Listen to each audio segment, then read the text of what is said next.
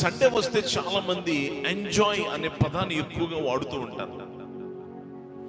Sunday వస్తే దేని బట్టి ఎంజాయ్ చేయాలని ప్లాన్లు వారం నుండే సిద్ధపరుచుకుంటూ ఉంటారు.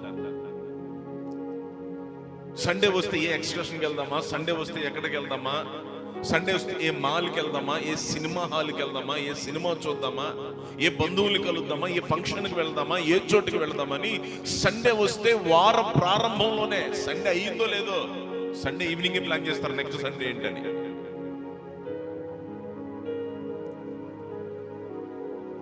క్రైస్తవేతరులు చేస్తే వారికి తెలియదు అనుకోవచ్చు.